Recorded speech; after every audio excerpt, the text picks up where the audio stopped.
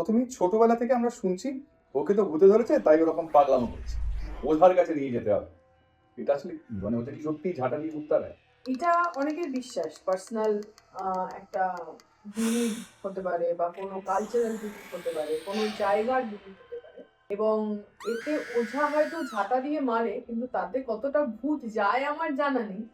রাতে নাকি পিছন থেকে কেউ ডাকলে সারা দিতে নেই, অনেকে বলে। এই নিশি ডাকা ব্যাপারটা কি কোন ধরনের সাইকোলজিক্যাল ডিসঅর্ডারের জন্য হতে পারে নাকি ইট রিয়েলি হ্যাপেন্স? আমার যে 5টি সেন্স অর্গান, চোখ, নাক, কান, ত্বক, জিভ, 5টি সেন্স মোডালিটিতেই আমরা হ্যালুসিনেট করি। কেউ সামনে নেই, মনে হচ্ছে তাকে দেখছি। কেউ নেই পাশে, মনে হচ্ছে কেউ আমাকে টাচ করছে।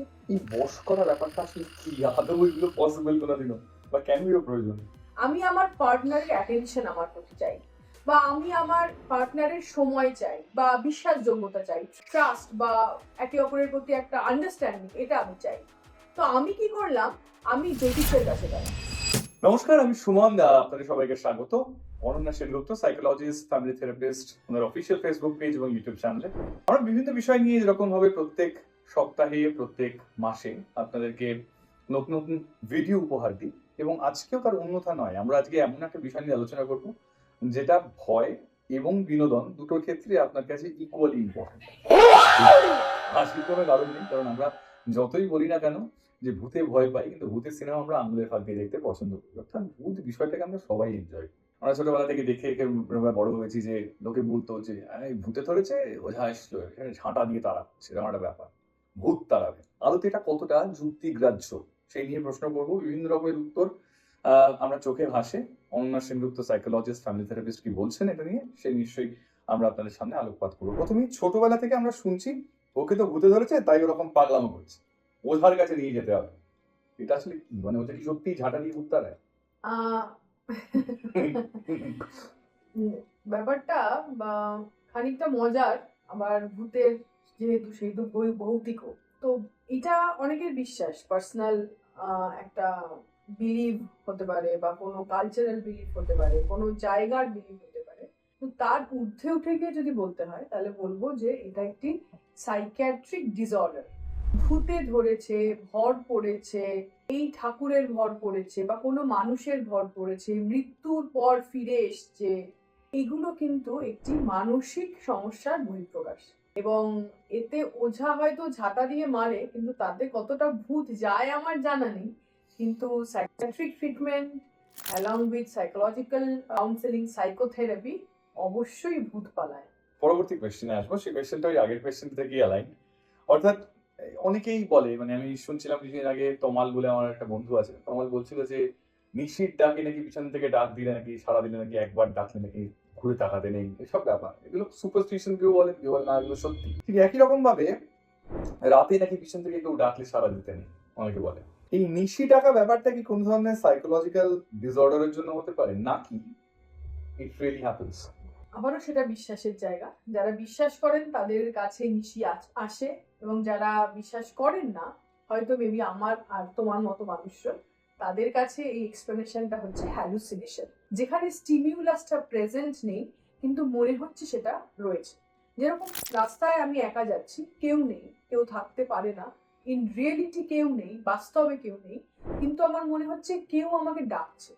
আমার যে 5টি সেন্স অর্গান, চোখ, নাক, কান, ত্বক, জিভ, 5টি সেন্স মোডালিটিতেই আমরা হ্যালুসিনেট করি। কেউ সামনে নেই, মনে হচ্ছে তাকে দেখছি। কেউ নেই পাশে, মনে হচ্ছে কেউ আমাকে টাচ করছে, বা কেউ কথা বলছে, কানে শুনছি। এবং কিছু মানুষদের দেখা যায় যে তারা নিজেদের মনে একা একা কথা বলছে, দেখা যায়। এবং এইটাকে কেউ কেউ এভাবে ডেসক্রাইব করেন যে সামনে কেউ আছে, তার সাথে কথা বলছে, বা সেই হয়তো পেশেন্টই বলছে যে আমার সামনে এই ভগবান, বা এই অপদেবতা, বা এই মানুষটি রয়েছে যার সাথে আমি কথা বলছি, সে আমাকে দেখা দিয়েছে, কিন্তু আমি তুমি দেখতে পাচ্ছি না। এটা কিন্তু একটা হ্যালুসিনেশনের উদাহরণ। এবং তার সাথে রিলেশন আছে ডেলিউশনের, যেটা ফলস ফার্ম আনশেকেবল বিলিফ। মানে ধরো আমি বলছি যে আমি আমি ধরো এখানে একা বসে আছি, আমি বিড়বিড় করছি, আমি কথা বলছি, তুমি ঘরে ঢুকে দেখে এসে বললে আরে আপনি একা একা কথা বলছেন কেন। আমি বলছি না, আমার সামনে আমার পূর্ব জন্মের সাথে পরিচিত কেউ একজন আমার সামনে বসে আছে, এবং তার সাথে আমি কথা বলছি, এবং এটা আমি হ্যালুসিনেট করছি, কেউ নেই তাও আমি ফিল করছি। এবং তুমি আমাকে যত যুক্তি দিয়ে বোঝানোর চেষ্টা করো যে কেউ না, কিন্তু আমার ফলস ফার্ম আনশেকেবল বিলিফ, আমি বলবো না, আছে। আছে মানে আছে, তুমি এটা কিছুতেই নড়াতে পারবে না। এই জায়গা থেকেও কিন্তু এগুলো হয়। তাহলে ওই কথা রইল, নিশিরাত বাঁকাচাঁদ আকাশে। Next question. আমরা অনেক সময় শুনি ভর করার কথা, অর্থাৎ যে ভূতে ভর করেছে। অনেকে পুজোর ক্ষেত্রে এরকম হয়, আমরা শুনেছি যে মানে এটা কোনো ধর্মীয় ভাবাবেগকে আঘাত করে নয়। অবশ্যই আমরা দেখেছি এটা গ্রামে গঞ্জে আরো বেশি করে দেখা যায়। অনেকে বলেন যে ভূতে ধরেছে, এরকম একটা ব্যাপার। এটা আসলে কি ধরনের সাইকোলজিক্যাল প্রবলেম, বা আদৌ কি এটা সাইকোলজিক্যাল প্রবলেম? হ্যাঁ, এটি একটি সাইকিয়াট্রিক ডিসঅর্ডার, যেটাকে আমরা ডিসোসিয়েশন বলি। এবং ডিসোসিয়েশনের অনেকগুলো ভাগ আছে, অনেকগুলো ছাতা আছে আর কি। ট্রান্স অ্যান্ড পজিশন ডিসঅর্ডারটাই হচ্ছে এই ভর করার জায়গা, যেখানে ডিপার্সোনালাইজেশন বা ডিরিয়েলাইজেশন, মানে আমি যে কে, আমার যে পার্সোনাল আইডেন্টিটি, সেটা যেন আমি নই, অন্য কেউ। মানে আমার ওপর কোনো ঠাকুর ভর করেছে, এবার আমি তার মতো বলছি। কিরকম বলছি? আমি বলছি যে আমাকে এই দেওয়া হোক, তাহলে আমি সন্তুষ্ট হব। আমার জন্য এই করা হোক, আমি তাহলে সন্তুষ্ট হব। ডিপার্সোনালাইজেশন অ্যান্ড ডিরিয়েলাইজেশন, মানে আমি যেটা রিয়েলাইজ করছি সেটার সাথে আমার কোনো বাস্তবের সেই সংযুক্তিকরণটা নেই। হ্যাঁ, এইটা কিন্তু একটি মানসিক অসুবিধা। অবশ্যই আমি বলবো কোনো ধর্মীয় ভাবাবেগকে আঘাত করে নয়, কিন্তু মেনলি আমরা প্র্যাকটিসিং মেন্টাল হেলথ প্রফেশনালস, আমরা আমাদের চেম্বারে এরকম অনেক পেশেন্ট পেয়ে থাকি, কেসেস পেয়ে থাকি। প্রপার সাইকোথেরাপি এবং psychiatric medicine, antidepressant, anxiety, anti anxiolytic drugs, এগুলো নিলে কিন্তু ব্যাপারটা পুরোটাই ম্যানেজড হয়। অর্থাৎ ভর করার ব্যাপারটা ব্যাখ্যা করলেন। আবারও বললাম, কারোর ধর্মীয় ভাবাবেগে আঘাত করে নয়। Next question. এই যে আমরা ট্রেনে দেখি পোস্টার লাগানো থাকে, বউকে বশ করুন, জ্যোতির্বিদ্যায় পারদর্শী, তান্ত্রিক। এই বশ করার ব্যাপারটা আসলে কি? আদৌ এগুলো পসিবল কোনোদিনও, বা কেন এর প্রয়োজন? হ্যাঁ, এইটা লাস্টে যে তুমি কথাটা বললে, কেন এটা প্রয়োজন, এইটা প্রয়োজন যখন আমি বুঝতে পারছি, তখন আমাকে, মানে আমার একটা কোনো জিনিস প্রয়োজন, আমাকে সামহাউ ওটা নিতে হবে।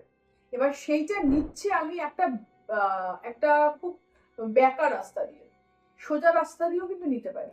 আমি আমার পার্টনারের অ্যাটেনশন আমার প্রতি চাই, বা আমি আমার পার্টনারের সময় চাই, বা বিশ্বাসযোগ্যতা চাই, ট্রাস্ট, বা একে অপরের প্রতি একটা আন্ডারস্ট্যান্ডিং, এটা আমি চাই। তো আমি কি করলাম, আমি জ্যোতিষের কাছে গেলাম, আমি বশ করা শিখলাম, আমি কি একটা গুলি খাইয়ে দিলাম, সে আমার প্রতি বশীকরণ হলো, এগুলো দেখলাম। কিন্তু আমরা যদি একজন থেরাপিস্টের কাছে আসি, আমরা যদি কাপল থেরাপি সুইচ করি, তাহলে কিন্তু জায়গাটা অনেক ক্লিন হয় এবং লাউড হয়, এবং একটা ইম্প্যাক্টটা যেটা পড়ে সেটা লং লাস্টিং। তো আমি যেটা চাইছি সেটা অনেক কারণে হতে পারে। আমার পার্টনারের সাথে আমার ইস্যু আছে, আমার প্রবলেম আছে, আমার কনফ্লিক্টস আছে। তো সেগুলোকে আমরা যদি আমাদের পার্ট অফ আওয়ার লাইফ ভেবে নিয়ে এগোই, এবং সেটাকে আমাদের অ্যাকসেপ্ট করতে হবে, এবং থিওরিটিক্যালি এবং মেডিকেলি ব্যাপারটা ম্যানেজ করতে হবে, এবং লং লাস্টিং হতে হবে। মানে আমি তো একটা গুলি খাইয়ে আজকের জন্য, দুদিনের জন্য বশীকরণ করলাম, তার আফটার এফেক্ট, বা আমার সন্তানের উপরও তার আফটার এফেক্ট আসতে পারে, বা আমার পরিবারের উপরে আসতে পারে। তো সেই জায়গায় যদি আমরা ক্লিনিক্যালি এগোই, সেটা অনেক বুদ্ধিমানের কাজ হবে। অর্থাৎ যেটা আপনারা শুনলেন এতক্ষণ ধরে, চারটে ভিন্ন ভিন্ন প্রশ্ন, যেগুলো অনেকটাই এই সুপারস্টিটিয়াস বিলিফ থেকে তৈরি।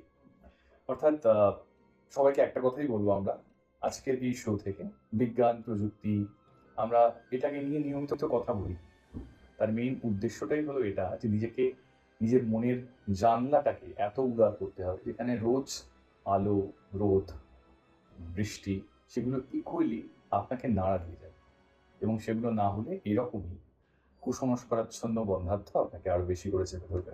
আশা করবো এই ভিডিওটা আপনারা আপনাদের প্রিয়জনদের সঙ্গে শেয়ার করবেন, কারণ এই ভিডিওটা এমন কিছু ইনফরমেশন দিয়ে তৈরি, যে ইনফরমেশনগুলো আপনাদের অনেক কুসংস্কারাচ্ছন্ন ভাবাবেগকে এক ছটকায় টেনে খুলে দিতে পারে।